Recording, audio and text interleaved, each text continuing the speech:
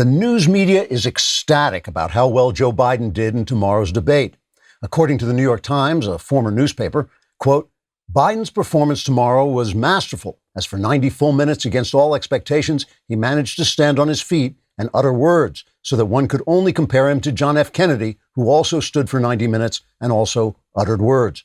Donald Trump had spent much of the run-up to the contest making fun of the fact that the former vice president has barely left his basement and has never been asked a difficult question. But all that so-called humor ended tomorrow when Biden absolutely crushed the bumptious incumbent by never once making the sort of gaffe in the future that he has repeatedly made in the past. Unquote. CNN's Brian Stelter was so impressed with Biden's performance tomorrow that he had to go to bed early and sob with gratitude into his My Little Pony pillowcase. In a private conversation with his dolly, Buttercup, Stelter said, quote, Biden's performance Tuesday was so spectacular, I just can't wait for Monday to end so Tuesday can be here. Many people say that CNN is biased or one-sided or so intellectually corrupt that a living brain cell would die of toxic dishonesty if it even wandered by one of our studios. But no one of any political stripe could disagree that Biden delivered one of the greatest debate performances tomorrow that anyone could have imagined or is imagining right this moment, unquote.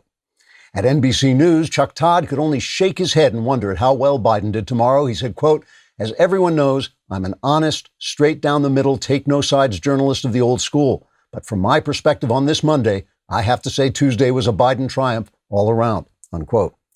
Donald Trump called for Biden to be tested for drugs, but the Biden campaign said the drugs would have worn off by tomorrow when Biden won. So that made no sense. Trigger warning. I'm Andrew Klavan, and this is The Andrew Klavan Show. I feel hunky-dunky, life is tickety-boo. Birds are winging, also singing hunky-dunky-doo. Ship-shape, tipsy-topsy, the world is zippity-zing. It's a wonderful day, hurrah, hooray! It makes me want to sing. Oh, hurrah, hooray! Oh, hooray, hurrah!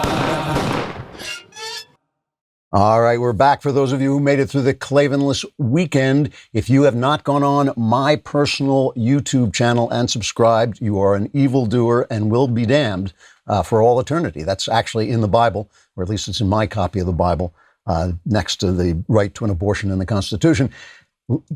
Subscribe. Ring the bell so you can get notices of my new content. There's original content that's not even in the show, and you always get my openings and everything. And leave a comment, because if your comment is stupid enough, we will read it on the air just to raise the level of conversation. Here is the comment. This is actually, usually we have funny comments, but this is actually a very touching tale from Jack 1066. I guess it's different than Norman 1066. Yuck, that little Norman conquest joke. Jack 1066 says, I used to dwell in the Klavanless darkness where there was much wailing and gnashing of teeth until I said the words rock auto. I was immediately whisked away through the skies on a fiery chariot, pulled by angels with the faces of Jenna Ellis, Jordan Peterson, and Candace Owens, and brought before the mailbag, which was guarded by Spencer Klavan, no relation. He asked first in Latin, then Hebrew, then ancient Greek, how do you spell Klavan? Without ease, I answered correctly and gained entry to the mailbag where it was a little cramped, but all my questions were life-changingly answered. That's actually a true story. We looked them up and vetted it. That really happened. What was I talking about? Oh, yeah. One of the recurring themes of this show is the observation that the left's domination of the communications industry, the academy, news media, showbiz nexus that we call the empire of lies, comes at a cost to them. When you demonize and cancel anyone who disagrees with you, you have no one around to correct your intellectual or moral errors. Your ideas atrophy in self-contradictions, and it's easy to devolve into wickedness with no one telling you that's the way you're going. Never was this more apparent than over the weekend when Donald Trump nominated Amy Coney Barrett to the Supreme Court. Like Brett Kavanaugh before her, Barrett comes to Washington with a reputation for being both brilliant and incredibly nice. One of her professors at Notre Dame wrote a one-sentence letter of recommendation for her when she applied to be Antonin Scalia's clerk. It said, Amy Coney is the best student I ever had. That was the entire letter. Liberal Harvard Law professor Noah Feldman called Barrett brilliant and wrote, quote, Barrett is a sincere, lovely person. I never heard her utter a word that wasn't thoughtful and kind. Now, leftists could reasonably attack Barrett by saying she'll reach decisions that they don't like. That's fair politics. Instead, they have already begun to unleash attacks on her religion and her children. Blue-checked Democrat activist John Lee Brower called for an investigation into how Barrett's two adopted kids were adopted and how they're treated. Newsweek ran an article falsely claiming Barrett belonged to a Catholic group that had inspired the feminist dystopian story The Handmaid's Tale. The Washington Post has another stupid story like this today. To stoop to this kind of self-degrading awfulness requires that you have no one nearby to say to you, don't do that. Live into your better self. Instead, they egg each other on. The left has made a fetish out of attacking shame. Don't slut shame, they say. Don't fat shame. Don't shame anything. Well, congratulations, lefties. Surrounded only by people who agree with you, you have no one to shame you, and you have no shame. I think they're going to be very surprised to find out that if they continue these lines of attack, the rest of America will be ashamed for them and of them. All right, let us talk about Ring. This is the time when you got a lot of deliveries coming to your house. You want to be able to look around and see the perimeter of your house. And Ring doorbells let you do that. They let you see and talk to people who have come to your door on your phone, no matter where you are at the time. Ring, there's 1,000 reasons why protecting your home matters to you, obviously, and Ring has security products for every corner of your home, inside and out. You can see it all on one simple app. And you can keep an eye on your home no matter where you are. Even if you're at home, you can look outside and see what's going on out there. You can see and speak to whoever's at your door from anywhere with video doorbells. You can keep an eye on every corner of your house with easy to install indoor and outdoor cams. And you can protect your whole home with Ring Alarm, a powerful, affordable whole home security system you can easily install yourself. Get a special offer on the Ring Welcome Kit at ring.com/Klavan. It comes with Ring's Video Doorbell 3 and Chime Pro, the perfect way to start your Ring experience. Plus, you get free 2-day shipping. Go to ring.com/Klavan. That's ring.com/Klavan. Anyone comes to your home, no matter where you are, you can say to him, how do you spell Klavan? If he knows, call the police. All right, so let's take a little look at some of these attacks. There's Democratic activist and former Hill staffer Dana Hool. Now, these are attacks on Amy Coney Barrett, who's apparently just this lovely, lovely person, but also one of the most brilliant legal thinkers, apparently, of her time. Dana Hool says, I would love to know which adoption agency Amy Coney Barrett and her husband used to adopt the two children they brought here from Haiti. So here's a question. Does the press even investigate details of Barrett's adoptions from Haiti? Some adoptions from Haiti were sketchy as hell. Would it matter if her kids were scooped up by ultra-religious Americans, or Americans weren't scrupulous intermediaries and the kids were taken when there was a family in Haiti? I don't know. I think it does, but maybe it doesn't or shouldn't.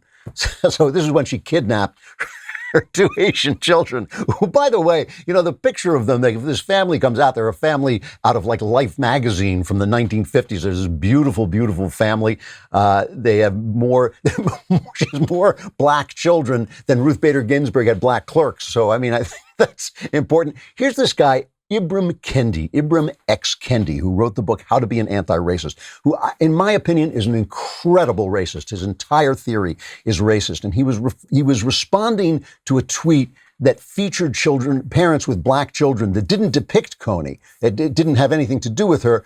But he said that this doesn't prove she's not a racist. He says some white colonizers adopted black children, scare quotes. They civilized these savage children in the superior ways of white people. Not damn decent of them, I would say, while using them as props in their lifelong pictures of denial, while cutting the biological parents of these children out of the picture of humanity. I'm challenging the idea that white parents of kids of color are inherently not racist. Who cares whether you think they're racist? Who cares what you think? This is an amazing thing. What the left doesn't realize is, or maybe they do realize it and they don't care, is they set the terms of what is racist. So if you say, wow, we want to make America great again, they said that's racist. Because America in the old days, there were laws in the South that were against blacks. So that's racist to think you want to go back to a better America. They set those terms. That we disagree with those terms doesn't seem to matter. So that way they think they can intimidate us forever. We're forever on the defensive. The answer is, too bad, son. Too bad you don't like her children. That's, you live with that. You live with that. It's not going to keep her off the Supreme Court. So her family, like I said, was just absolutely beautiful, and she's beautiful, and she's apparently just so nice. Here she is accepting Trump's nomination at the White House. This is cut one. I am so grateful to you and the First Lady, to the Vice President and the Second Lady, and to so many others here for your kindness on this rather overwhelming occasion. I fully understand that this is a momentous decision for a president. And if the Senate does me the honor of confirming me, I pledge to discharge the responsibilities of this job to the very best of my ability. I love the United States, and I love the United States Constitution. Now, that got a lot of play because, first of all, of course, leftist heads explode. But it is important because, remember, just like I'm not looking for a conservative press, I just want a fair press. I'm not looking for a conservative court. I want a constitutional court. That means sometimes there are going to be opinions that I don't like. Sometimes people are going to say things that come to conclusions about what the Constitution permits and doesn't permit that I think should be illegal or I think shouldn't happen. But that's okay with me as long as they are sticking by a definitely clear argument to the Constitution.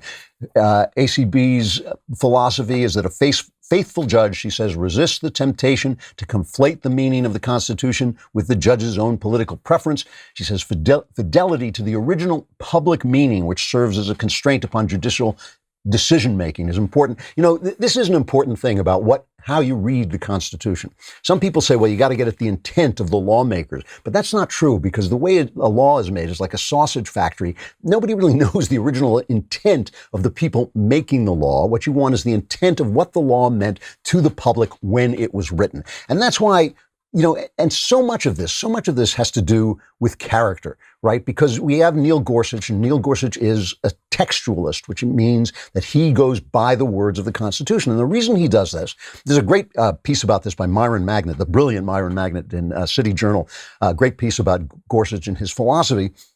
And the whole thing is he believes that the separation of powers is the main bulwark that protects our freedom. That's what Gorsuch believes. And so you don't want the legislature acting as the judges, and you don't want the judges acting as the legislature. It is the conflict between these power centers that keeps us free. So when he says, I'm going to interpret the text of the Constitution and not the intent of some senator or somewhere, what he's saying is, no, their job is to write the law. My job is to read the law and then figure out what they meant. And that was what made, you remember his Bostock ridiculous decision when he said that a law prohibiting sexual discrimination also prohibits discrimination against transgender people and gay people.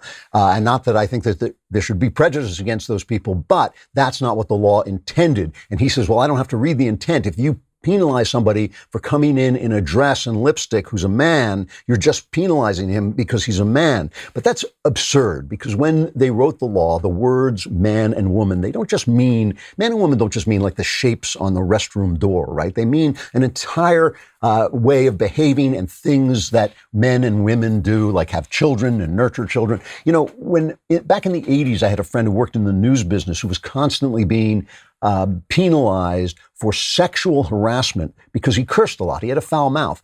And that never bothered anybody when he was around men. It bothered them when he was around women, and they would complain, and he would get called up for sexual harassment because he cursed. Not at the women. He wasn't cursing at the women. He just cursed because it was assumed that women didn't like cursing and men didn't mind. And that was an assumption. So obviously when they wrote this, they assumed that a woman was somebody who might come to work in a dress wearing lipstick, but not a man. So I think that, you know, that was a ridiculous way of interpreting a text. But it has to do with character. I really do think this. Neil Gorsuch's kids have to go to school with all these, you know, DC liberals. They have to his wife has to go to tea parties. They have to talk to people who are going to condemn them if he says, no, you know, it doesn't protect homosexuals. It doesn't protect transgender people. Even if he just said, look, pass that law, that's fine. You can pass that law, but this is not that law. But, you know, I think that character means a lot. And you have got to have a very, very tough character to stick to your interpretations of the law, to stick to the Constitution as it was written and the words in the Constitution without interpreting it according to leftist strictures. And I think that was where Gorsuch went wrong on that decision. And we'll never know until it happens whether Amy Barrett has what it takes to stand up for that. Noah Feldman, who's a lefty professor at Harvard, wrote this about her. He says, like many other liberals, I'm devastated by Ruth Bader Ginsburg's death, which opened the way for President Trump to nominate a third Supreme Court justice in his first term. I'm revolted by the hypocrisy of Mitch McConnell's willingness to confirm Trump's nominee after refusing to allow a vote on Merrick Garland. Yet these political judgments need to be distinguished from a separate question, what to think about Judge Amy Coney Barrett, whom Trump has told associates he plans to nominate. Here, I want to be extremely clear. Regardless of what you or I may think of the circumstances of this nomination, Barrett is highly qualified to serve on the Supreme Court. I disagree with much of her judicial philosophy and expect to disagree with many, maybe even most of her future votes and opinions. Yet despite this, I know her to be a brilliant and conscientious lawyer who will analyze and decide cases in good faith. This is the attitude that obviously Antonin Scalia and Ruth Bader Ginsburg brought to the court as they became friends together while totally disagreeing. And Amy Coney Barrett talked about that in accepting the nominations. Cut 2. Justices Scalia and Ginsburg disagreed fiercely in print without rancor in person. Their ability to maintain a warm and rich friendship, despite their differences, even inspired an opera. These two great Americans demonstrated that arguments, even about matters of great consequence, need not destroy affection. In both my personal and professional relationships, I strive to meet that standard. I was lucky enough to clerk for Justice Scalia, and given his incalculable influence on my life, I am very moved to have members of the Scalia family here today, including his dear wife, Maureen. I clerked for Justice Scalia more than 20 years ago, but the lessons I learned still resonate. His judicial philosophy is mine, too. A judge must apply the law as written. You know, that was, I thought, a perfect tone that she celebrated the friendship. She said she wants to bring that kind of attitude to the court. But when it comes to judicial philosophy, she is more Scalia than she is Ginsburg. And that's a really important thing to know about her. Those are two important things to know about her. And again, it speaks to character. And the reason character is important, you know, Scalia, we love Scalia. We love him for his wit, and we love him for the decisions he wrote and his incredible intelligence. But Scalia was an off-putting character to a lot of people. He was very aggressive, and he had a very wicked sense of humor, and almost kind of niggling, you know, kind of teasing sense of humor. And reportedly, Sandra Day O'Connor didn't like him, and that may have pushed her further to the left. So it does matter, really, you know, who you are and what kind of people you are. And this is, so what else has she decided? Most of her career, I mean, she's got like 7 children, so most of her career, she's been a teacher, not a judge. But I guess 3 years ago, she became a federal judge, and she made a decision granting due process rights to a young man who was charged with sexual malfeasance in high school. She basically limited, or in a dissent, she limited the power of the state to deprive a felon of gun rights. She said, really, it should be dependent on whether the felon was actually going to be dangerous. So Donald Trump, they had this meeting. I just wanted to show you how CNN covered this event on the White House lawn. This got 13. It was really a who's who of the president's conservative supporters. We saw several of them actually enter with the mask, but as soon as they were among the crowd, they took them off. And we even saw Dr. Scott Atlas, the president's coronavirus advisor, who, of course, is not an expert in immunology or in infectious diseases, but has become, certainly has the president's ear on these matters. He was also milling about without a mask. Most of the people in the audience today were not tested, and many of them arrived with masks on. Some of them took the masks off as they actually took their seats and began mingling with others. It is really remarkable. We need to remind people we are still in the middle of this pandemic. Boy, you really get the news when you turn on CNN. It's like all the news that's fit to ignore. Anyway, it's, you know, the Democrats are going to make a big fuss about this. They're already threatening to boycott because there's not really very much they can do. I think they know that they lost a lot of votes with Kavanaugh, and they don't want that this close to the election. I think it's going to be interesting, but I think it's going to be kind of quick. That's my guess. Shouldn't get cocky. We will see. We'll see if they can restrain themselves and restrain their supporters. LifeLock. You want to know about LifeLock because you want to keep your identity. You need your identity. Your name is in it.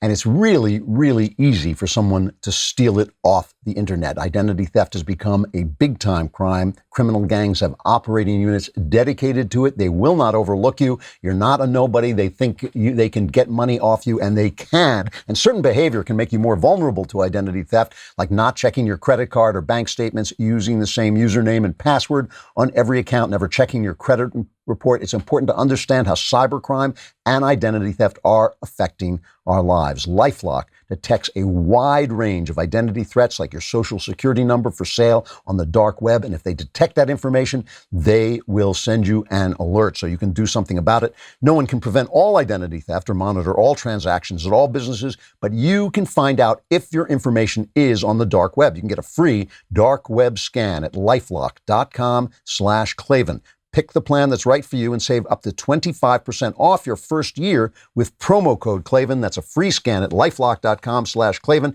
and 25% off with promo code Klavan. You actually have to go on the dark web to find out how do you spell Klavan, because not everybody knows this. There are no E's in Klavan. It's Klavan. I just make it look incredibly easy. So now is the time. The New York Times. Oh my goodness. It's a bombshell. It's the walls are closing in. It's the beginning of the end of the Trump campaign. The New York Times set off a bombshell over the weekend and blew themselves up as hoist with their own petard, as as Shakespeare once said, a petard is a little explosion to hoist yourself, little bomb to hoist yourself with, it is to blow yourself up. That's what the New York Times did. They got Trump's tax returns, and I'm sure they got them just now near the election, before the debate. I'm sure that's when they came into their hands. They weren't holding on to them, waiting for it or anything like this. So I want to take a look at this story because it really is a self-own of the first water. It's an absolute embarrassment, but the Times is now beyond shame. The Times is a place where they fire you if you allow an op-ed to go into the paper that their 20-year-old staff disagrees with. They don't fire the editor. They fire the little guy that they can go after. They have this huge headline: long concealed records show Trump's chronic losses and years of tax avoidance. Now, first of all, this is a war-declared headline. I mean, it's a huge, huge headline. So all kinds of dark innuendo, and really we should play this with what they used to call in the movies danger music. You want danger, dun, dun, dun, dun, dun, dun, dun, dun. So I'll throw that in if I can. But let me read you the way this is written, all right? As the president wages a re-election campaign that polls say he's in danger of losing, his finances are under stress. Beset by losses and hundreds of millions of dollars in debt coming due that he has personally guaranteed. Also hanging over him is a decade-long audit battle with the Internal Revenue Service over the legitimacy of a $72.9 million tax refund that he claimed and received after declaring huge losses. An adverse ruling could cost him more than $100 million.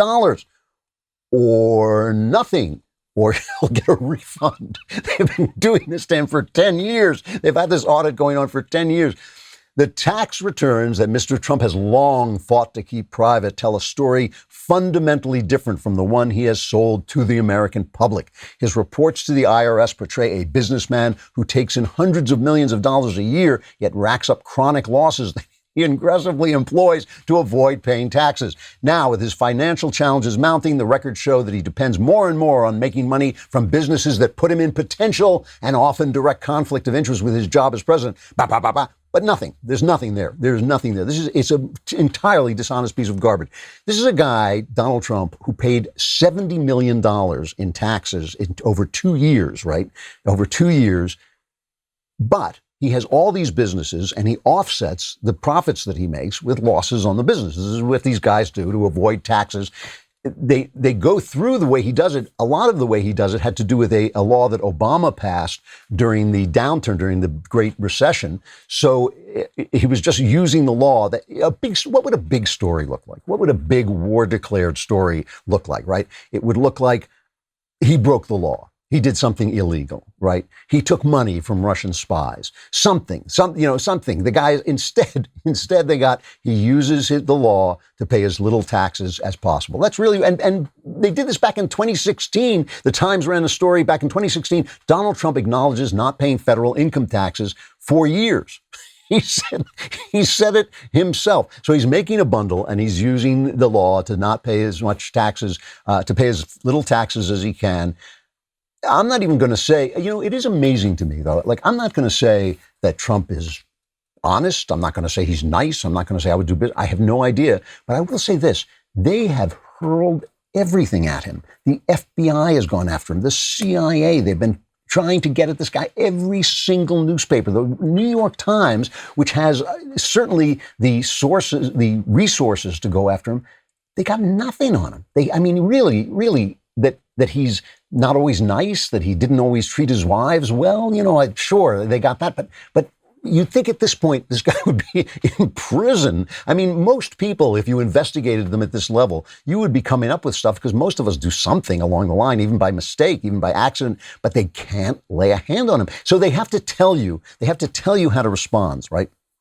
First of all, they say, in response to a letter summarizing the Times' findings, Alan Garton, a lawyer for the Trump Organization, said that most, if not all, of the facts appear to be inaccurate and requested the documents on which they were based. The Times declined to provide the records in order to protect its sources, and then Mr. Garton took direct issue only with the amount of taxes Mr. Trump had paid. So he says the thing is false and he paid taxes. Trump says the same thing. But they're going to tell you what this means, okay? Because it says he paid like $750 in taxes, even though, according to the New York Times, a former newspaper, he paid $750, even though he had enough offsets to pay nothing. So he paid this number. So he says, listen to this. They say, Mr. Trump's U.S. payment, after factoring in his losses, was roughly equivalent in dollars, not adjusted for inflation, to another presidential tax bill revealed nearly a half century before. In 1973, the Providence Journal reported that after a charitable deduction for donating his presidential papers, Richard Nixon had paid $792.81 in 1970, an income of about $200,000. The leak of Mr. Nixon's small tax payment caused a precedent-setting uproar. Henceforth, presidents and presidential candidates would make their tax returns available for the American people to see. What has that got to do with Donald Trump? Absolutely nothing. But the message that they're sending you is, ooh, Nixon bad. We were important then. The press mattered then, because this was before we understood what the press was, that it was an agent of the Democrats. They're telling you how to react. Let's just go back for a minute in time to Harry Reid when Mitt Romney was running against Barack Obama. Harry Reid went on into the well of the Senate. And the important thing about this, when you speak in the Senate, you can't be sued. You can't be sued when you're speaking in the Senate. And he accused Mitt Romney of not paying any taxes. Here he is. If a person coming before this body wanted to be a cabinet officer, he couldn't be if he did the same refusal Mitt Romney does about tax returns. So the word's out that he hasn't paid any taxes for 10 years. Let him prove that he has paid taxes, because he hasn't. We already know from one partial tax return that he gave us, he has money hidden in Bermuda, the Cayman Islands, and a Swiss bank account. Not making that up, that's in the partial year that he gave us. The word is out that he hasn't paid any tax for 10 years. This turned out to be wholly and entirely untrue, and it was called, quite rightly, McCarthyism. He was asked about it after the election. Harry Reid was asked about it on CNN after the election. Here's his response. So no regrets about Mitt Romney, about the Koch brothers. Some people have even called it McCarthyite. Well, they call it whatever they want. Romney didn't win, did he? That's the New York Times right now. They're all Democrats. It's all the same thing. I know for a fact that at the New York Times, they suppress any criticism of Joe Biden because they're afraid it will help Trump win. That is what they do at the New York Times, and that is what they're doing now. They brought this out at the last minute. I'm sure they could have had these papers from the Democrats anytime they wanted. Obviously, it was an anti-Trump source that illegally gave them these documents, these tax documents. It's illegal for them to do that, even if they possess. Times points out that they possessed the papers legally, but still it was illegal to leak them. But I'm sure they could have gotten their hands on them anytime. They got them now. They want them not to be checked. And compare this. We now know for a fact, right? We now know that the FBI used information from the Steele dossier to get warrants on Trump people knowing that the information came from a suspected Russian spy. Okay, that's what the FBI did, and we know that the decent agents there were upset about this, appalled that this is where they were doing. The Times ran this story in their local Saturday edition, but apparently not in their national edition. Listen to how they wrote it. This is the headline. Justice Department releases information intended to hurt Russia inquiry. The Justice Department this week turned over to allies of President Trump documents that appeared to, namely the public, documents that appeared to undermine aspects of the investigation into the campaign's ties with Russia. The campaign had no ties with Russia. It has been proved, but the New York Times, which won Pulitzer Prizes by running anonymously sourced reports with the anonymous sources we now know, directing the press to keep this fake Russia investigation going. The New York Times won Pulitzer Prizes for this malfeasance, for this dishonesty. And now when the facts come out and show that what they were doing was not just journalistically wrong, it was morally wrong.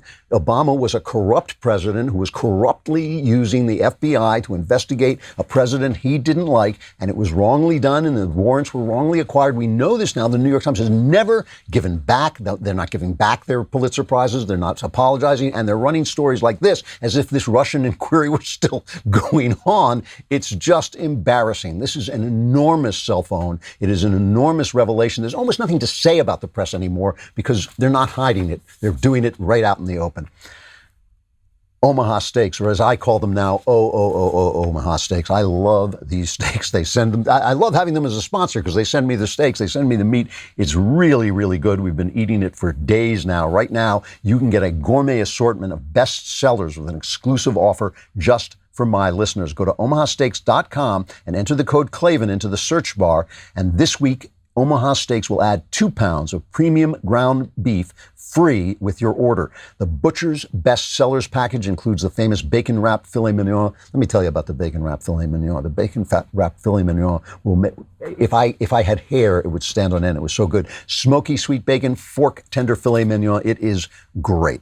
Go to omahasteaks.com, enter Klavan in the search bar for exclusive offers not available anywhere else. Don't forget, when you order today, Omaha Steaks will add 2 pounds of premium ground beef free. Omaha Steaks has been bringing people together for over 100 years. Enjoy family, enjoy friends, enjoy the best steak of your life. I know your mouth is watering. You're thinking, but I don't know how to spell Klavan. It's Klavan. How could you have forgotten? Tomorrow is the debate at 9 p.m. Eastern, 6 p.m. Pacific. Donald Trump and the House plant will go at it. We'll find out whether Trump will wear a mask. We'll find out whether Biden is sentient. If you join the Daily Wire now as an insider or an all-access member, you can get 20% off with code DEBATE, so you can watch all the debate coverage live on Apple TV or Roku or wherever you like to watch us. We will be doing a backstage to follow the debate. Members get our articles ad-free, access to all of our live broadcasts and show library, the full 3 hours of the Ben Shapiro Show, exclusive Reader's Pass contents, all kinds of wonderful, wonderful things. So watch the debate with us on dailywire.com, YouTube, and Facebook, and get 20% off your Daily Wire membership with code DEBATE when you sign up today.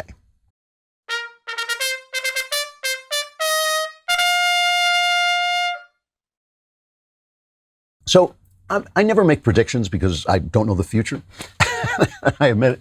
But here's what I think is the thing to watch for on the debate. Seriously. Everybody's talking about whether Joe Biden will be able to be sentient, cogent. And I don't know the answer, but I expect he will. I mean, he's always been a good debater. I suspect he's being propped up with drugs. It wouldn't surprise me if he had an ear thing going on. You know, they'll do anything to get him through this, and I think he will get through it. But the one thing that nobody's talking about is the fact that Donald Trump is not the man he was 4 years ago.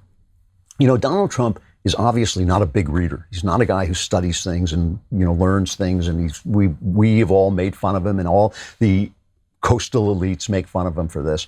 And he has said things during the last debates and during the last campaign that were just manifestly untrue about the Constitution, he demonstrated ignorance. However, he is a big on-the-job learner, and I have been emphasizing this, and a lot of people have been giving me a hard time about it. But it's true. He knows a lot more than he knew when he debated the last time. So what I would be looking for is not so much what Joe Biden is doing, but whether Trump is a different guy. Trump's biggest problem in debating, he's a good debater, obviously, he won all those debates, but his biggest problem in debating is not making it clear to the public what he's talking about. A lot of times you have to know what he's talking about to understand it. So we have to come out and explain it later on. But if he can explain to people now, he has a really deep knowledge of what he's doing. He learns on the job. He's a different guy than he was. And somebody asked him the other day, how much are you preparing for the debate? And he said, hey, I happen to be running a country, which I thought was pretty funny. But I don't know who's going to win this election. I really don't. My gut tells me Trump has got this thing sewn up and he's going to run away with it. But the polls do not agree with that. And a lot of people are saying everybody's got his mind made up already. And that and Biden is ahead and he's going to stay ahead and he's more ahead than he was, than Hillary was at the same time.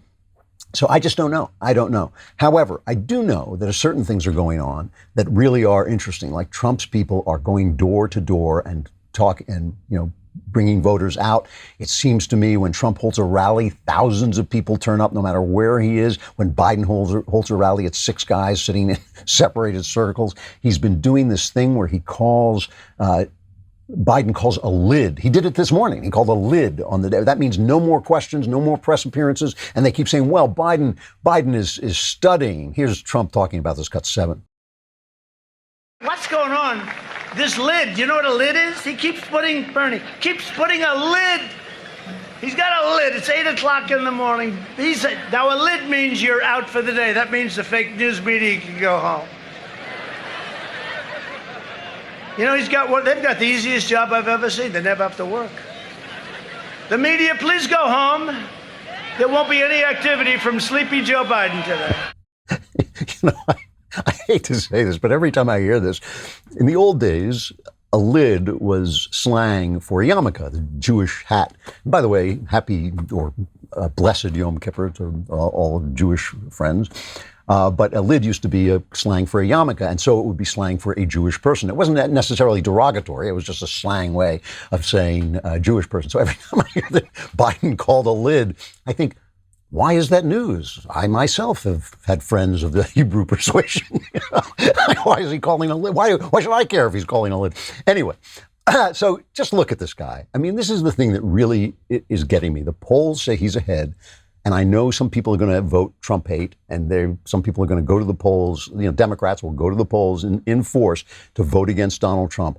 But how can you vote for this guy? He was on MSNBC with Stephanie Ruhle. And if you're not watching, if you're just listening to this, you have to look at the look on her face. She's in agony as Biden goes off talking about something and then realizes he's talking about the wrong thing. And she has to tell him what he's talking about. It's cut 15. The Paycheck Protection Act.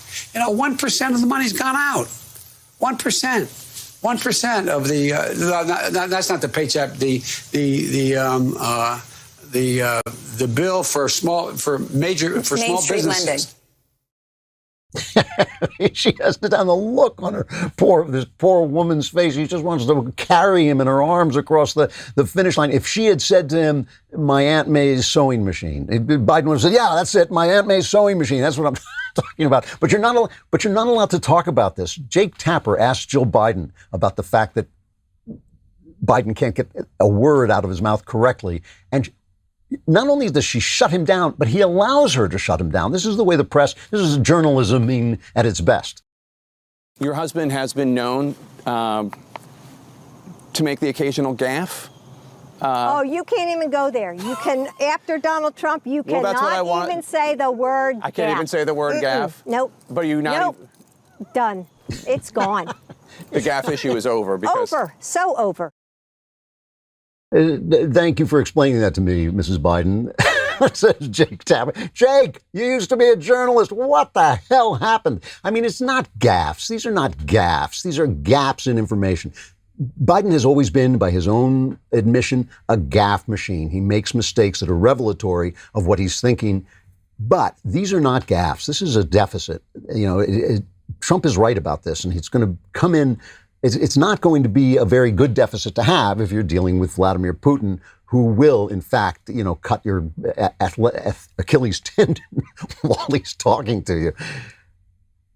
Meanwhile, this stuff about Hunter Biden, it's really going to be interesting to see whether he is asked about this, whether Wallace asks him about this at the debate, because this is bad stuff. I mean, this really is. The Trump tax thing is nothing. At worst, at least what I read the entire Times story, and at least I can say at worst, it means that Trump is a shrewd operator. You know, some people may think, well, I don't like the shrewd operator. But what did we think? We never thought he was like, a smiley-faced, open-handed guy. We know he's a shrewd operator, but that's the worst you can say. But Biden and Hunter Biden's ties to these Russian operatives, to this woman whose husband was the mayor of Moscow and got all these contracts for her company while he was mayor of Moscow, and she sends him $3.5 million, and we don't even know what it's for, the Burisma contract, all this stuff. And Biden has lied about it continuously, first saying that they never talked about it, when now we have congressional testimony that they did talk about it. But just continually, here's a montage, I think this is from Grabian,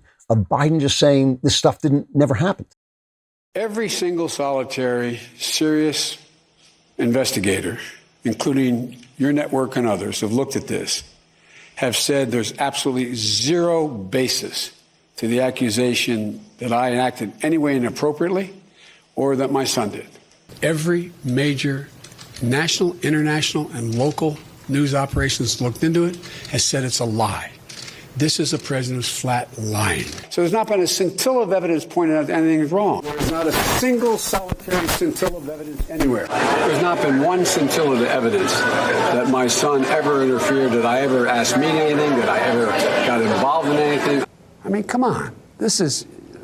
So these guys are amazing. Is he going to, they are going to let him get away with this. They are going to let him get away with it. But will the public let him get away with it? I mean, really, oh, come on, you guys are amazing. And he has refused to answer whether he'll pack the Supreme Court. He's refused to release a list of justices that he would name, judges that he would name to be justices on the Supreme Court. He won't say anything, and they never ask him anything. And meanwhile, he comes up with this about Donald Trump, and nobody says a word. This is cut 14. I'm not sure anybody that hadn't already made up their mind there for Trump believes, but who knows? But that's, he's sort of like Goebbels. You say the lie long enough, keep repeating it, it becomes common knowledge. There was a day when a presidential candidate accusing the other guy of being like Goebbels, who was Hitler's propaganda minister, would have stopped the election cold. But nobody says a word. Nobody says a word about this. And it really is amazing. And what I'm wondering, look, the media, which is the Democrat Party, which is the information arm of the Democrat Party, which is, in fact, a shield now for a socialist party. So we're dealing with a genuine Pravda here, is using all of its influence, is sacrificing all of its credibility, is giving away everything to get this guy, this houseplant, across the finish line. And remember, this houseplant, when he was sentient, was a dishonest and stupid person. This was a dishonest and stupid person before he became a houseplant, before he became a guy who doesn't even know where he is. They are doing everything. They're sacrificing everything. And it really is an open question whether the public is going to fall for this, whether the public is going to say, you know what? I'm not going to be lied to. I'm not going to be treated like this. I'm not going to be disrespected like this.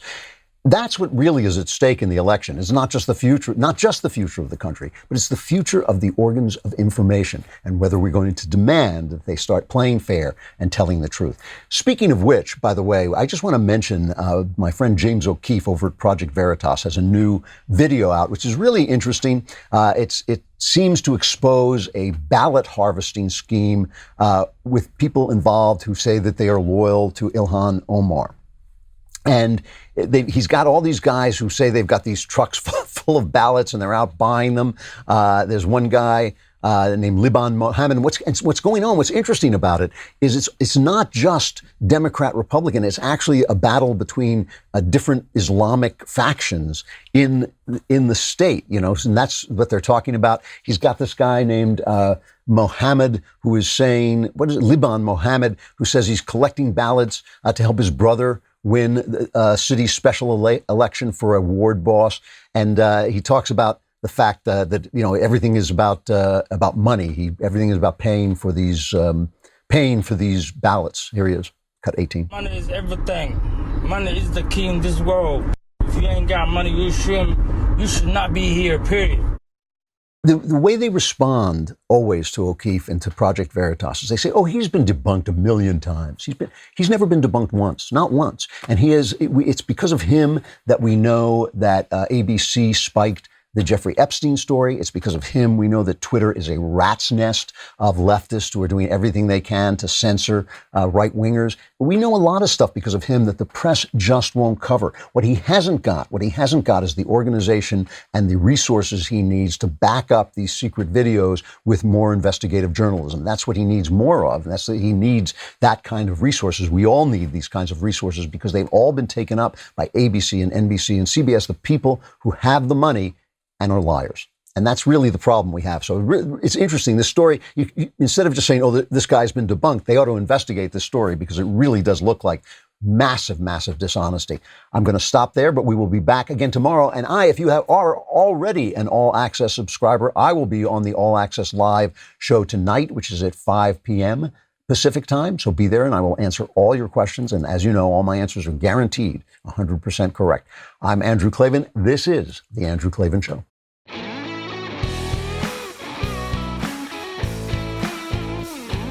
The Andrew Klavan Show is produced by Robert Sterling. Executive producer, Jeremy Boring.